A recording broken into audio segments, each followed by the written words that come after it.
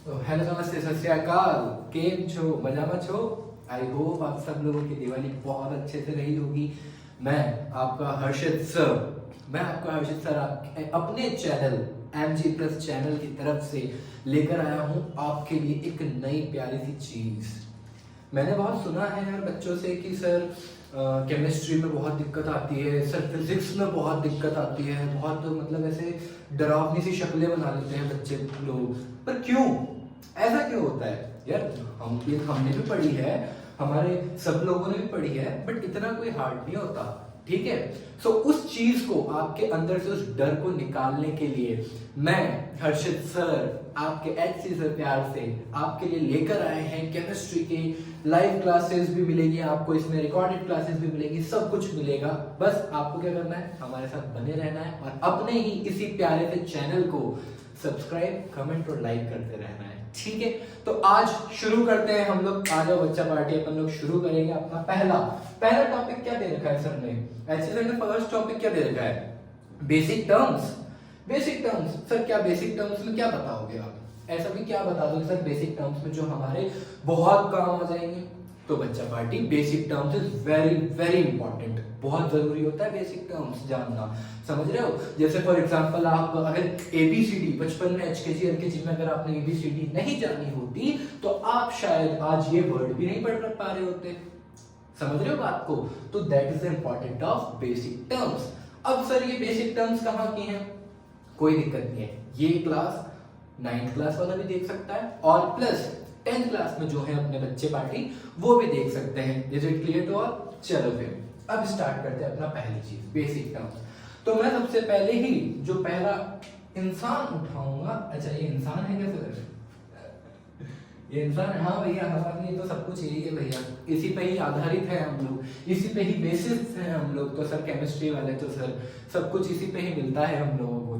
तो चलो फिर अब एटम होगा। थोड़ा सा NCERT वाइज बात करें।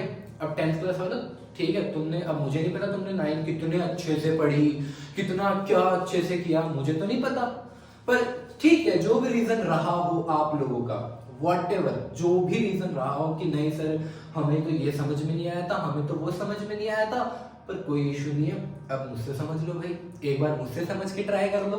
ठीक है, तो स्टार्ट करें। चलो ठीक है, मैं आपको कहा 10th क्लास वालों को तो अपनी हिस्ट्री में लेके जाता हूँ, मतलब पास्ट में लेके जाता हूँ, और 9th वालों को थोड़ा सा पीछे लेकर जाता हूँ। ठीक है, कैसे?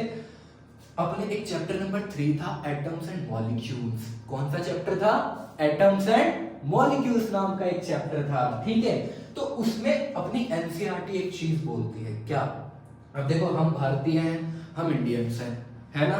तो हम लोग किसकी बात करेंगे? सबसे पहले हम लोग इंडियंस की ही बात करेंगे। हम सबसे पहले फॉरेनर्स की बात नहीं करेंगे, हम सबसे पहले किसकी बात करेंगे? इंडियंस की बात करेंगे। तो क्लास 9th में आपने चैप्टर नंबर 3 में, पता नहीं टीचर्स ने पढ़ाया होगा नहीं पढ़ाया होगा, मे भी पढ़ाया होगा और आपने ध्यान नहीं दिया होगा, तो मैं आपको बताता हूं। एक बहुत ही अच्छे विद्वान थे जिनका नाम था महर्षि कनड। ठीक है, ये एक बहुत ही अच्छे विद्वान थे अपने। समझ में आ रही है बात? क्या बहुत ही अच्छे विद्वान थे सर जी? क्या नाम था? महर्षि कनड। इन्होंने सबसे पहले, अब देखो अब टॉपिक थोड़ा सीरियस चलने वाला है, सो फोकस ऑन मी। ठीक है, इन्होंने क्या बोला? इन्होंने बोला कि सर आप किसी भी चीज को, नॉन लिविंग थिंग्स को, किसी भी चीज का मतलब non living things. Non living things में क्या आता है? नॉन लिविंग थिंग्स को हम क्या बोल देते हैं? एक बार के लिए क्या बोल देते हैं? मैटर। और इसी को ही हम लोग हिंदी में क्या बोलते हैं? इसी को ही हम हिंदी में क्या बोलते हैं? पदार्थ बोलते हैं। क्या बोलते हैं? पदार्थ बोलते हैं ना इसी चीज को, है ना? तो अब ध्यान से सुनना, अब आपको एक कहानी बताते हैं हम लोग। क्या? महर्षि कनड जी आए, उन्होंने देखा भैया क्या सीन है, क्या है, सब कुछ बढ़िया से चल रहा है ना। उन्होंने कहा चलो मुझे भी आपको एक नॉलेज वाली बात बतानी है। हमने कहा ठीक है भैया, बताओ, आप बताओ क्या चीज है। तो उन्होंने बोला कि आप किसी भी चीज को, किसी भी नॉन लिविंग थिंग्स को, यानी कि पदार्थ को, अब भैया इंडियंस थे तो हम लोग हिंदी भाषा यूज करेंगे, इंडियंस थे तो हम हिंदी भाषा यूज करेंगे।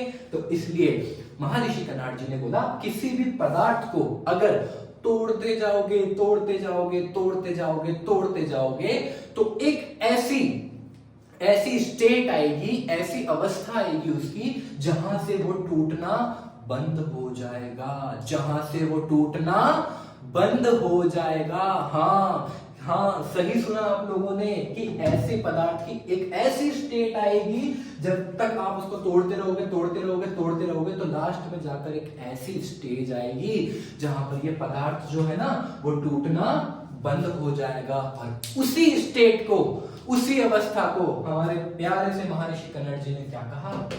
एटम। क्या कहा? एटम।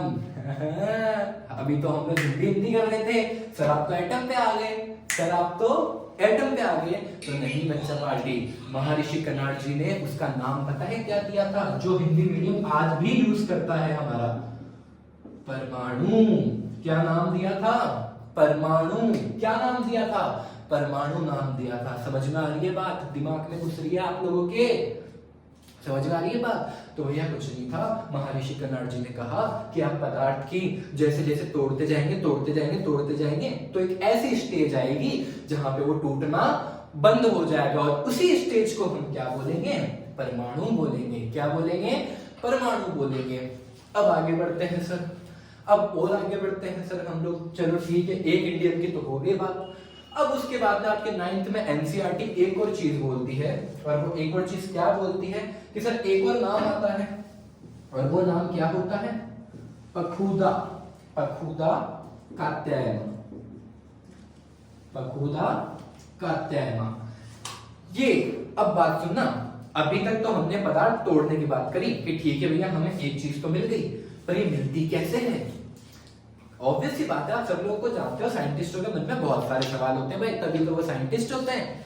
ठीक है, तो भैया हमें ये तो पता चल गया कि भैया परमाणु है, पर ये मिलता कैसे भैया? क्या किस फॉर्म में मिलता है, कैसा क्या मिलता है? तो उस चीज को बताने के लिए कौन है? पकुदा कात्यायन, यानी कि दूसरे साइंटिस्ट है अपने, जिनका नाम क्या था? पकुदा कात्यायन। हाँ भैया, बकायदा ये दोनों नाम आपके एनसीईआरटी में मेंशन्ड हैं, आप जाके देख लेना 9th क्लास के चैप्टर नंबर 3 में फर्स्ट पेज पे ही इंट्रोडक्शन पे लिखा हुआ है, ये दोनों नाम ही आपके। ठीक है, तो उन्होंने क्या बोला कि जितने भी ये परमाणु है ना, जितने भी ये परमाणु है, ये सारे के सारे कौन सी स्टेज में मिलते हैं? कौन सी स्टेज में मिलते हैं भैया? कंबाइंड स्टेट में मिलते हैं। कौन सी स्टेट में मिलते हैं? कंबाइंड स्टेट में मिलते हैं। यानी कि इन्होंने किसकी बात कर दी? किसकी बात कर दी? अब देखो 9th में अगर आपने पढ़ा हो तो भैया जब एटम कंबाइन होता है तो हम उसे क्या नाम बोलते हैं? मॉलिक्यूल। क्या नाम बोलते हैं? मॉलिक्यूल। तो इनडायरेक्टली पकुदा कात्यायन ने किसकी बात कर ली थी हमसे? मॉलिक्यूल की बात कर ली थी। किसकी बात कर ली थी इनडायरेक्टली उन्होंने हमसे? मॉलिक्यूल की बात कर ली थी। इतनी बात समझ में आई? समझ में आई? दो चीजें ही पढ़ी है हमने अभी तक सिर्फ, क्या कि भैया महर्षि कन्नड़ जी ने बोला था कि किसी भी पदार्थ को आप, किसी भी मैटर को आप एक लिमिट तक तोड़ते जाओगे तो एक ऐसी स्टेज आएगी जहां पर आकर वो टूटना बंद हो जाएगा, और उस स्टेज को हम क्या बोलेंगे? परमाणु बोलेंगे। हाँ, और फिर उनके दूसरे साथी आए, कौन? पकुदा कात्यायन आए, और उन्होंने क्या बोला? उन्होंने ये बोला कि ये जो परमाणु है ना, ये जो परमाणु है ये कौन से स्टेज में मिलते हैं भैया? ये हमें कंबाइनिंग स्टेज में मिलते हैं, कंबाइनिंग स्टेट में मिलते हैं, यानी कि एक साथ जुड़े हुए मिलते हैं, फ्री नहीं मिलते हैं हमें ज्यादातर। तो उसको हम क्या बोल देते हैं? मॉलिक्यूल बोल देते हैं। समझ में आई? अब मैं तो भैया भारतीय हूँ, मैं तो इंडियंस की बात करूंगा, सिंपल सी बात है। तो मेरे इंडियंस के दोनों थे और मैंने इतना बता दिया आप लोगों को। बात समझ में आ रही है? इसके बाद में एनसीईआरटी नाम लेती है डेमोक्रिटस, लेटोपस, जो भी नाम है वो उनके नाम लेती है, लेकिन वो उन्होंने क्या बोला? उन्होंने कुछ नहीं बोला, उन्होंने इसी को ही इसमें बोल दिया। समझ रहे हो? उन्होंने इसी को ही इसमें बोल दिया कि परमाणु का ही नाम उन्होंने क्या दे दिया? एटम दे दिया। परमाणु का ही नाम क्या दे दिया उन्होंने? एटम दे दिया। तो यहाँ पे मुझे तो नहीं लगता कोई दिक्कत वाली बात है। ये तो हम हमारा इतिहास ही पढ़ रहे थे, ये तो हम हमारा इतिहास पुराने टाइम का ही पढ़ रहे थे। अब बात करते हैं इनकी बेसिक टर्म्स की कि सर एटम होता क्या है? एटम होता क्या है? तो भैया अब आते हैं बात कि एटम क्या होता है? स्ट्रक्चरल यूनिट होता है किसी भी नॉन लिविंग थिंग्स का। क्या? किसी भी नॉन लिविंग थिंग्स का जो बेसिक स्ट्रक्चरल यूनिट होती है वो क्या होती है बच्चा पार्टी? वो होती है क्या अपनी? एटम होती है। क्या होती है वो? एटम होती है। समझ में आई बात? सर नहीं सर अभी तो हमें क्या कहते हैं वो समझ में नहीं आ रहा है, अभी तो सर थोड़ा सा और बताइए सर, मतलब ये थोड़ी सी लाइन कंफ्यूजिंग सी लग रही है। अच्छा ऐसी बात है क्या? चलो फिर देखते हैं आगे क्या होता है ना। तो अपन ने अभी तक क्या देखा? ओहो मॉलिक्यूल देख लिया सर, एटम देख लिया, पर सर मजा नहीं आ रहा है ना? मजा नहीं आ रहा है, क्या करें सर? करते हैं तुम्हें भी मजे दिलाते हैं यार, शांति तो रखो, थोड़ा तो विश्वास रखो हम पे, थोड़ा तो विश्वास रखो। क्यों? चलो भैया अब बात करते हैं एटम की। अब देखो दो चीजें समझना आप लोग, कहीं आप इस चीज में कंफ्यूज ना हो जाओ इसलिए आपको क्लियर कर देता हूं मैं। हमें पता है क्या, एक बार इस एटम शब्द को भी हम नष्ट कर देते हैं, हम हटा देते हैं, ठीक है। अब मैं पहले एक थोड़ी सी बेसिक सी बात करूंगा। एक होती है हमारी क्या? Living things. क्या होती है? Living things. और एक होती है हमारी क्या? Non living things. एक क्या होती है हमारी? Non living things. बात समझ में आ रही है? बात समझ में आ रही है? तो अब मेरी बात सुनना, क्या होता है इसमें? दो चीजें हम लोग डेफिनेटली पढ़ते हैं। क्यों? क्योंकि आपने बायो में पढ़ा होगा क्या? Cell is the fundamental and structural unit of life. किसकी? Cell is the fundamental and basic structural unit of life. तो यानी कि जिनमें सांसें आती हैं, जो लिविंग बीइंग्स हैं, जो श्वसन क्रिया करते हैं, रेस्पिरेशन करते हैं, वही तो क्या होते हैं? लिविंग बीइंग्स कहलाते हैं। बुद्धों समझ में आ रही है बात तुम्हारे? चलो भैया, तो यानी कि ये इसकी बेसिक स्ट्रक्चरल यूनिट क्या होगी? सेल होगी। लेकिन सर यहाँ तो सांस ही नहीं लेते ये लोग, तो बड़े ही बेवकूफ हैं, ये तो सांस ही नहीं लेते, तो इसलिए इनका नाम क्या दे देते हैं हम लोग? मैटर रख देते हैं। बेसिक नेम तो इनका, बेसिक नेम हम क्या बोल देते हैं इनका? मैटर नाम रख देते हैं। और इसी मैटर की जो basic and fundamental structural unit होती है वो क्या होती है? एटम। वो क्या होती है? एटम। वो क्या होती है? एटम होती है। तो आज के बाद में याद रहेगा आप लोगों को? आज के बाद में याद रहेगा या नहीं रहेगा? अगर सर लिविंग थिंग्स में पूछे, लिविंग चीजों में पूछे कि भैया what is the basic structural and fundamental unit, तो हमें क्या आंसर देना है? सेल आंसर देना है। बट अगर नॉन लिविंग थिंग्स में पूछ ले या मैटर करके पूछ ले कि sir what is the basic and structural unit of matter, तो हमें क्या आंसर देना है? एटम आंसर देना है। बात समझ में आ रही है? बात समझ में आ रही है? ये चीज क्लियर होना बहुत जरूरी है अपने, ठीक है। तो चले फिर आगे बढ़ते हैं। चलो भैया अब बात करें, सर आपने ये तो बता दिया, अब एटम पे बात करो सर। अब सर एटम पे बात करो हमसे। चलो भैया अभी तो टाइम है तुम्हारे साथ बातें करने का, है ना? बहुत टाइम है अपने बातें करने का। चलो भाई बात करते हैं किसकी? एटम की। तो एटम क्या था? वापस से इसी पे ही आते हैं। समझ में आ गई? बेसिक स्ट्रक्चरल यूनिट था ये किसका? मैटर का। बेसिक स्ट्रक्चरल यूनिट था ये किसका? मैटर का ये यूनिट था। समझ में आ रही है बात? समझ में आ रही है? एटम एटम एटम एटम समझ में आ रही है? हेलो हेलो हेलो समझ में आ रही है आप लोगों को? एटम क्या है? समझ में आ रहा है? ठीक है। तो क्या था भैया ये? Basic structural unit of any matter. किसी भी मैटर का बेसिक स्ट्रक्चरल यूनिट को हम क्या कहते हैं? मैटर। समझ में आई? Sorry atom atom atom. हाँ तुम तो साथ में रिदम में बोल गए थे ना मैटर मेरे साथ में, है? मेरे साथ में मैटर बोल गए थे ना? हाँ मुझे पता होता है, मुझे पता होता है सारी चीजें। समझ में आई मेरी बात? ठीक है। चलो भाई अब आगे बढ़ते हैं, ठीक है। अब और बेसिक चीजों पे चलते हैं। तो अब मैं कुछ होमवर्क्स भी आपको दूंगा साथ के साथ में, तो वो भी आपको क्या करते रहना है? कंटिन्यू करते रहना है आप लोगों को, वो भी साथ के साथ में, ठीक है। जैसे मतलब क्या करना है, आज मैं कुछ बोलूंगा कि बेटा करो तुम ये वर्क करो वो करो, तो तुम्हें वो आज के आज ही कंप्लीट करना है। यानी कि कल अगर अपन नेक्स्ट क्लास लेंगे तो तब तक आप लोगों का वो काम हो जाना चाहिए। बात समझ में आ रही है? बात समझ में आ रही है? चलो भैया अब बात करते हैं आगे। अब भैया एटम होता है ना हमारा, क्या होता है एटम, तो 9th क्लास में इसमें भी 3 पार्टीशन कर दिए जाते हैं, इसमें भी क्या कर दिए जाते हैं, 3 पार्टीशन कर दिए जाते हैं। कहां देख रहे हैं, कहां देख रहा है, इधर देखिए, इधर देखिए। एटम में कितने पार्टीशन कर दिए जाते हैं, 3 पार्टीशन कर दिए जाते हैं, और उन 3 को हम क्या बोलते हैं, सब एटॉमिक पार्टिकल, सब एटॉमिक पार्टिकल, सब एटॉमिक पार्टिकल। बात समझ में आ रही है? तो सर ये एटम में जो सब एटॉमिक पार्टिकल होते हैं ये क्या होते हैं, ये क्या होते हैं बच्चा पार्टी, आप लोगों को पता है, फर्स्ट नाम बताऊंगा, सीधा सीधा समझ में आ जाएगा। कौन सा, इलेक्ट्रॉन, दूसरा कौन सा, प्रोटॉन, तीसरा कौन सा, न्यूट्रॉन। बात समझ में आई? अब तुम लोग क्या सोच रहे होंगे कि सर ये तो बहुत ही बेसिक सी चीज है, सर ये तो हम लोगों ने भी पढ़ रखी है, तो आपको इसकी इंपॉर्टेंस बता दूं कि मैंने इसको क्यों इसमें रखा। बेटा ये भूल चुक करके भी है ना, कभी आपकी किस्मत बहुत बढ़िया हो, मतलब 2 साल बाद जब आप लोग नीट वगैरह दो तो आपकी अगर किस्मत बहुत बढ़िया हो तो भैया ये क्वेश्चन आ जाता है सीधा सीधा उठ के। हाँ यकीन मानो मेरा, क्वेश्चन ये सीधा उठ के जाता है, what are the fundamental particles of atom. अब ये सब एटॉमिक पार्टिकल्स को उसने क्या नाम दे दिया, क्या नाम दे दिया उसने, फंडामेंटल पार्टिकल दे दिया उसने।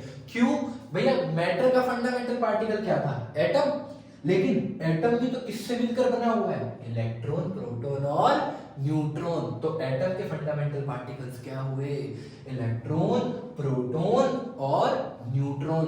बात समझ में आती है, बात समझ में आती है? अरे अजी बात समझ में आती है क्या आपको, आती है ना? तो चलो फिर अब यहां पर ही साथ में मैं आपको एक चीज बता देता हूं, क्यों, क्योंकि वो आपके 10th क्लास में बहुत काम आती है, बहुत काम आती है, मतलब न्यूमेरिकल्स में, फिजिक्स में काम आती है, तो इसलिए मैं आपको एक चीज। तो अब हम लोग कहां चलेंगे, चार्ज पे, कि अब क्या है वो देखो, आपको जैसे मैंने बोला कि फिजिक्स में आगे न्यूमेरिकल्स में काम आ जाती हैं चीजें, समझ में आ रही है बात? तो आगे देख लेते हैं अब हम लोग कि चार्ज कितना होता है सर।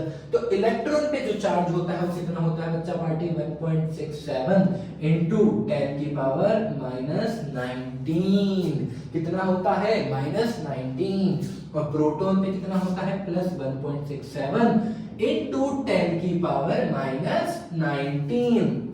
यहां तक बात समझ में आई, यहां तक बात समझे। पर एक छोटी सी चीज जो आप प्लीज कभी गड़बड़ ना करें वो ये होता है भैया, इसके पीछे यूनिट लगाना, इसके पीछे यूनिट लगाना प्लीज, वो छोटी मोटी गड़बड़ ना करें प्लीज, वरना आपके क्या है अच्छे खासे मार्क्स आते हुए भी कभी कभी एग्जामिनर कट कर लेता है, कभी कभी एग्जामिनर कट कर लेता है। तो प्लीज इसका मेक श्योर, इसका बहुत अच्छे से ध्यान रखें आप लोग, ठीक है। -1.67 into 10 to the power -19 coulomb, और दूसरा +1.67 into 10 to the power -19 coulomb. बात समझ में आई? चलो भैया अब आगे बढ़ते हैं हम लोग, अब हम लोग थोड़ा सा आगे बढ़ते हैं। एक्सक्यूज मी सर, आपने एक चीज तो नहीं बताई, बताइए सर कौन सी चीज नहीं बताई, कि सर आपने न्यूट्रॉन का चार्ज तो हमें बताया ही नहीं, आपने न्यूट्रॉन का चार्ज तो हमें बताया ही नहीं गुरुदेव। तो अब क्या करें, मतलब न्यूट्रॉन भैया सर ने नहीं बताया तो ठीक है, नहीं होता होगा चार्ज, कुछ तो ऐसे ही बोल रहे होंगे, अरे एससी सर जो पढ़ा रहे हैं ना वो सही है भैया, अगर न्यूट्रॉन का चार्ज नहीं बताया एससी सर ने तो भैया होता ही नहीं होगा चार्ज, छोड़ो।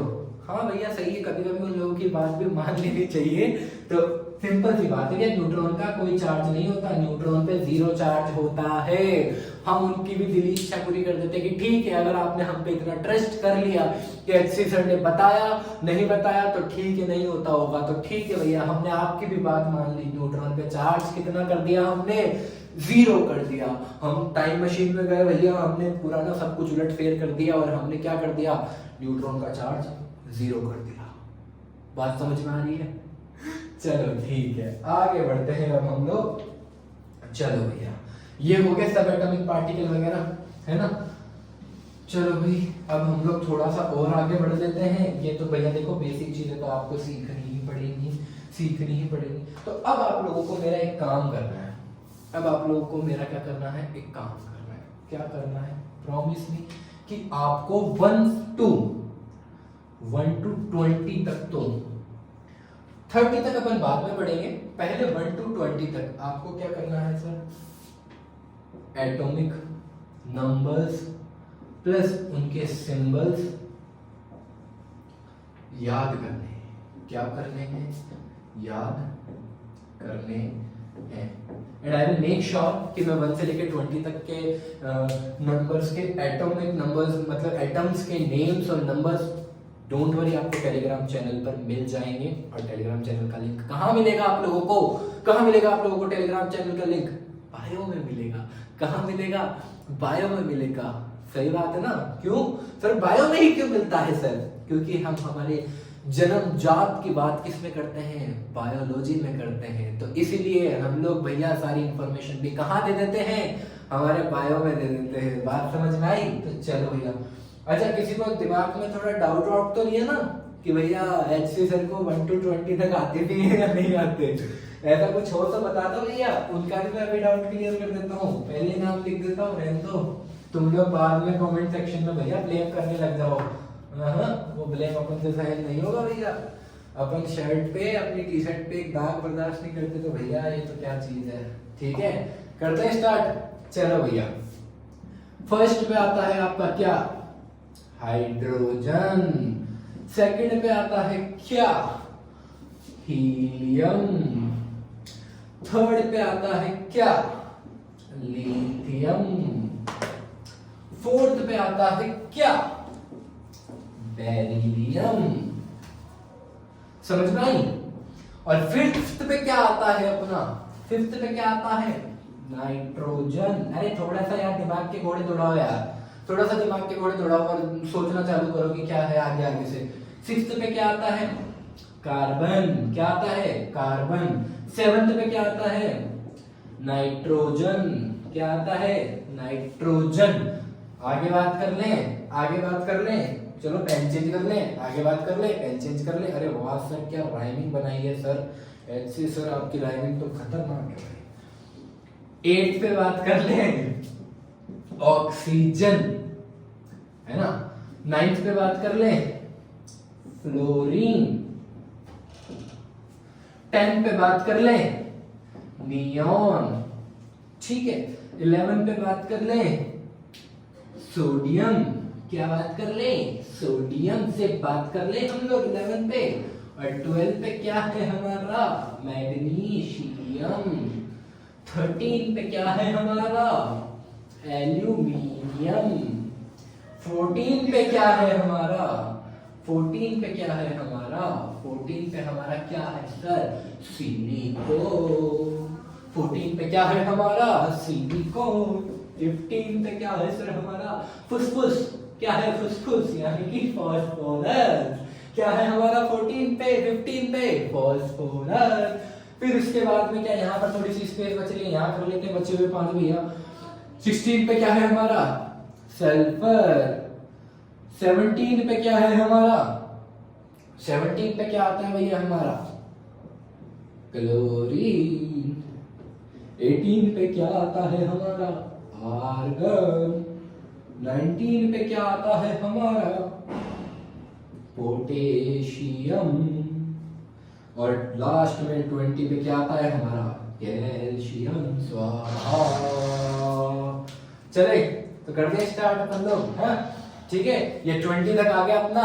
हाँ आ गया अपना 20 तक। देखो फर्स्ट पे हाइड्रोजन, सेकंड पे हीलियम, थर्ड पे लिथियम, फोर्थ पे बेरिलियम, फिफ्थ पे नाइट्रोजन, सिक्स्थ पे कार्बन, सेवंथ पे नाइट्रोजन। ओहो ओहो, कुछ तो गड़बड़ है भैया। तुमने पकड़ ली, नहीं पकड़ी ना, मैंने बता दी। हाँ समझ रहे हो, मैं वही तो हूँ यार, एक वर्ड के रिपीट हो रहा। फिफ्थ पे क्या है अपना? बोरोन है। समझ में आ रही है बात? ये लो तुम्हारी नॉलेज चेकआउट करवा दी मैंने। फर्स्ट टू 7, 8 to 15 और ये बचे हुए 5 यहाँ पर। अब किसी ने बोला ना कुछ भी तो देख लेना। बात समझ में आ रही है बात? ठीक है भैया, फर्स्ट टू 7, 15 और 20 तक ये आपको नाम याद करने हैं। अपने नेक्स्ट क्लास में मैं थोड़ा सा क्विक रिवीजन करवा दूंगा आप लोगों को पहले से ही ये चीज। ठीक है, तो फर्स्ट टू 20 आपको ये नेम याद करने हैं। बात समझ में आती है? पक्का। चले फिर आगे वाली बात करें। चलो भैया फटाफट से सर अब इसको हटाते हैं। अब सर हम हमारी और नेक्स्ट टर्म बात करते हैं। तो अपनी जो नेक्स्ट टर्म है वो क्या है सर? इसके नंबर की तो हमने बात कर ली, हमने इसके नंबर की तो बात कर ली, पर सर इसका मास कितना होता है? अब प्लीज कोई ये बेतुकी बातें मत करना कि सर एटॉमिक नंबर क्या होता है। कोई तुमसे 10th में डेफिनेशन नहीं पूछने वाला, कोई भी पर्सन तुमसे डेफिनेशन नहीं पूछने वाला कि sir what is the atomic number, what is the फलाना ठिकाना, नहीं है। ठीक है, तो सिंपल सी बात है, शांति काटो तुम। ठीक है भैया, ठीक है, और मुझे भी शांति काटने दो। चलो आगे बढ़ते हैं हम लोग। अब नेक्स्ट आता है क्या?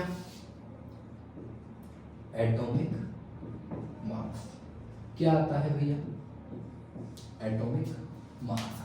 क्या आता है? एटॉमिक मास आता है सर। अब एटॉमिक मास क्या होता है सर हमारा? एटॉमिक मास क्या होता है? सिंपल सा सर एक फॉर्मूला है जो लगता है, वो क्या होता है? Number of proton plus number of neutron. अच्छा, आपको आंसर समझ में नहीं आएगा तो ये तो पूरा ही लिख देता हूं। बात समझ में आ रही है आप लोगों को? अच्छे से समझ में आ रही है? चलो भैया, एटॉमिक मास क्या है? Number of proton plus number of neutron. यानी कि अरे बेवकूफों, अगर सर ये अगर कोई पूछ ले atomic mass, what is atomic mass, तो हम क्या ये लिख के आएंगे क्या सर? ये इक्वेशन क्या है क्या? थोड़ा सा दिमाग लगा लो भैया प्लीज, थोड़ा सा दिमाग यूज कर लो और इनको क्या करो, इनकी एक इक्वेशन की जगह इसको एक थ्योरेटिकल लाइन में कन्वर्ट कर दो। कैसे करेंगे सर? कैसे करेंगे? चलो वो भी सिखा ही देता हूं तुम लोगों को बेवकूफों। इसकी डेफिनेशन बना दो। क्या? The sum of number of proton and number of neutron is known as atomic mass. बात समझ में आ रही है? ये लो तुम्हारी एक लाइन की डेफिनेशन बन गई सर जी। समझ में आ रही है बात? इक्वेशन बोली इक्वेशन, और ये तो सर ये अगर फॉर एग्जांपल मान लो स्कूल में टीचर दे भी दे तुम्हें इंटरनल एग्जाम में दे भी दे सर एटॉमिक मास 1 यूनिट का मास 1 नंबर का दे दिया, तो कुछ नहीं भैया, अपना इंप्रेशन अच्छा बढ़ाने के लिए क्या करना, ये एक लाइन छाप देना और प्लस उसके नीचे इक्वेशन डाल देना। मैं गारंटी कह रहा हूँ भैया, सामने वाला भी कहेगा कि हाँ भैया अच्छी खासी नॉलेज है भैया इस बच्चे को, तो ठीक है, तुम्हारा वैसे भी काम करवा दिया मैंने। ठीक है, समझ में आई बात? चलो भैया, अब सर ये तो बात हो गई क्या ये। अब सर एक आध एग्जांपल दे दो ना सर। सर एक आध एग्जांपल भी तो बता दो ना सर हमें, ताकि हमारा थोड़ा सा दिमाग भी क्लियर आउट हो जाए। अब एग्जांपल के लिए मुझे पहले आप लोगों को क्या बताना पड़ेगा? एटॉमिक मास बताना पड़ेगा भाई। या तो मैं आपको नंबर ऑफ प्रोटॉन बताऊं, नंबर ऑफ न्यूट्रॉन बताऊं, तब आप एटॉमिक मास बताओ। तो चलो भैया, अब चीजें लेते हैं, क्वेश्चन सॉल्व करने वाली चीजें लेते हैं। फर्स्ट एग्जांपल, अब इसमें मैं केस ले रहा हूं आप लोगों का। केस फर्स्ट क्या है कि जिसमें आपको नंबर ऑफ प्रोटॉन दे रखा हो और नंबर ऑफ न्यूट्रॉन दे रखा हो। समझ में आ रही है बात? कि एक ऐसा केस है सर जिसमें हमें क्वेश्चन में नंबर ऑफ प्रोटॉन भी दे रखे और नंबर ऑफ न्यूट्रॉन भी दे रखे, और हमसे क्या पूछा है? एटॉमिक मास पूछा है। हमसे क्या पूछा है? एटॉमिक मास पूछा है हम लोगों से। तो सर जी करते हैं सर तबाही मचाते हैं। चलो, क्वेश्चन है जिसमें बोल रखा है कि sir an atom consist the number of protons are 11 and the number of neutrons are 12। यानी कि भैया एक एटम है जिसमें क्या दे रखा है, जिसमें ये बोल रखा है कि उसके अंदर नंबर ऑफ प्रोटॉन्स तो कितने हैं? 11 है, यानी कि 11 है, और नंबर ऑफ न्यूट्रॉन्स कितने हैं? 12 है। कितने हैं? 12 है। तो हमसे क्या पूछ लिया उसने? हमसे एटॉमिक मास पूछ लिया गुरुदेव। उसने क्या पूछ लिया? एटॉमिक मास पूछ लिया। अब मुझे नहीं लगता तुम में इतना भी दिमाग नहीं होगा कि तुम इससे ना सॉल्व कर पाओ, पर फिर भी तुम्हारी सांत्वना के लिए, तुम्हारी सेटिस्फेक्शन के लिए मैं करवा देता हूं भैया इसको भी। एटॉमिक मास पूछा है, लगा दे नंबर ऑफ प्रोटॉन्स कितने दे रखे हैं? 11 प्लस का साइन नंबर ऑफ न्यूट्रॉन की जगह कितना? 12। भैया कितना होता है? 11 प्लस 12 कितना होता है? 23 होता है। यानी कि इंग्लिश मीडियम वालों 23 होता है। और जाके अपनी पीरियोडिक टेबल में चेक कर लेना, ये एटॉमिक मास किसका होता है, सोडियम का होता है। किसका होता है, सोडियम का होता है। सोडियम का एटॉमिक नंबर, सोडियम का एटॉमिक नंबर अभी लिखवाया था देखो कितना था 11, कितना था 11 था। और प्लस इसका सर सिंबल भी बता ही देता हूँ, चल तेरे को क्या नखरे करता है तू भी। इसका सिंबल होता है Na, ना मतलब Na। व्हाट्सएप लैंग्वेज में लिखते रहते हैं ना, तो वैसा ही ना है भैया, ये N और A। बात समझ में आ रही है, सही से बता, बात समझ में आ रही है। हाँ, ऐसे ही समझ में आती रहेगी आगे की बात। अब चलो इसी से ही हम लोग आगे की क्वेश्चन भी देख लेते हैं कि सर इसके अलावा वेरिएशन क्या आ सकता है हमारे क्वेश्चंस में। तो भैया हाँ, एक चीज और भैया, इसको हल्के में मत ले लेना, इससे घुमा फिरा के ये जो मैं केसेस बताने वाला हूँ ये अपने पहले पूछे जा चुके हैं नीट वगैरह में। जो बेसिक मैं कह रहा हूँ ना, ये बेसिक टर्मिनोलॉजी में भी ऐसे क्वेश्चंस आते हैं जो आपकी क्या कहते हैं, नीट में भी पूछ लिए जाते हैं। अगर आपकी किस्मत तो बहुत ही चमकीली हुई तो, बहुत ही अच्छी हुई तो, तब भैया ऐसे बेसिक से क्वेश्चन पूछ लिए जाते हैं, वरना तो बेटे बैठे रहना फिर इनके भरोसे अगर पूरा पेपर करना चाहो तो। अब बात करते हैं क्या, अब देखो मैथ जिसकी अच्छी होगी ना उसको तो फटाफट से समझ में आ ही जाएगा, वरना दूसरे वाले को तो आएगा भी नहीं। देखो सीधी सी बात है, ठीक है। अब दूसरा वेरिएशन क्या आता है क्वेश्चन में दूसरा वेरिएशन आता है कि सर नंबर ऑफ प्रोटॉन्स किसी एटम में कितने हैं, 11 हैं, और उसका एटॉमिक मास कितना है, 23 है। तो हमें नंबर ऑफ न्यूट्रॉन पूछ ले, क्या पता, तो नंबर ऑफ न्यूट्रॉन पूछ ले। कैसे करना है, पहले इस इक्वेशन के अकॉर्डिंग भैया ये सारी चीजें जैसा, तो एटॉमिक मास कितना दे रखा है, 23 दे रखा है, इक्वल टू का साइन लगा दो, नंबर ऑफ प्रोटॉन्स की वैल्यू कितनी दे रखी है, 11 दे रखी है, प्लस का साइन, नंबर ऑफ न्यूट्रॉन्स नहीं है। मैथ में हम क्या करते हैं, जिसे हमें फाइंड आउट करना होता है, जिसे हमें अजम्पशन करना होता है, उसे हम क्या मानते हैं, x मान लेते हैं। तो हम इसको भी हमारा x मान लेते हैं, ठीक है। कर दो भैया, प्लस का साइन है, प्लस का 11 है, इक्वल टू के इधर आएगा, किस में चेंज हो जाएगा भैया, प्लस का साइन है इधर आएगा, किस में चेंज होगा, हाँ बिल्कुल सही, 23 माइनस 11 इक्वल्स टू x। अब पक्का से कोई भोंट बुद्धि ऐसा निकलेगा जो ये बोलेगा कि सर हम इसको ये भी तो लिख सकते हैं ना, x इक्वल टू 23 माइनस 11। हाँ भैया लिख सकते हो, कहां इधर से पकड़ो, बात बराबर ही होती है, इतना आपको समझना पड़ेगा। तो भैया 23 माइनस 11 कर दो, x बराबर 12 ही आएगा। और हमने अभी क्वेश्चन किया था जिसमें नंबर ऑफ न्यूट्रॉन्स की वैल्यू कितनी दे रखी थी, 12 दे रखी थी, हेंस प्रूव्ड। समझ में आई बात। तो ऐसे ही आपको नंबर ऑफ प्रोटॉन्स दे रखा होगा, जो भी दे रखा होगा, ठीक है। ये कुछ बेसिक सी चीजें थी जो आपको याद करनी है। और आपके होमवर्क में मैं एक और चीज ऐड कर देता हूं कि 1 से लेके 20 तक छोड़ो, अभी 20 तक मत जाना, 1 से लेके 10 तक मोस्ट प्रोबेबली एटॉमिक मासेस भी आप लोग याद कर लेना please. It's an humble request, जिससे आपकी केमिस्ट्री और इजी हो जाएगी और ज्यादा समझने में आसानी होगी। आई hope you love this video, you understand this concepts, basic terminology. तो हमने आज जो भी बात करी है हम लोग नेक्स्ट सेशन में चालू रखेंगे। अच्छा चलो ठीक है, एक टाइमिंग सेट करते हैं आप लोगों के लिए, ठीक है।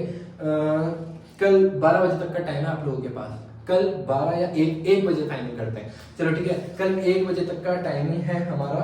आपको कमेंट सेक्शन में आपके चैप्टर्स लिख देने कि सर हमें तो सर इस चैप्टर से शुरुआत करवाई है, सर हमें तो सर ये चैप्टर पढ़ाई है। मैं आपको कह रहा हूँ कल आपके नेक्स्ट वीडियो उसी चैप्टर की आएगी, 101% श्योर, ठीक है। बस आपको इतना सा काम करना है। और हाँ, इतने बेसिक छोटी छोटी चीजों में कोई डाउट आया तो कहाँ जाना है आपको पता है, कहाँ आपकी सुनते कहाँ हैं हम लोग, आपकी कहाँ सुनेंगे, कमेंट सेक्शन में जाइए, फटाफट से वहां पर लिखिए, टाइप करिए ओके। एंड FG+ चैनल को ऐसे ही अपना प्यार देते रहिए। और thank you so much for seeing this video and I hope you love this video once again. And channel को सब्सक्राइब करिए, लाइक करिए, कमेंट करिए, जो भी करना हो करिए, पर लेकिन हाँ पढ़ाई करते रहिए। So best of luck.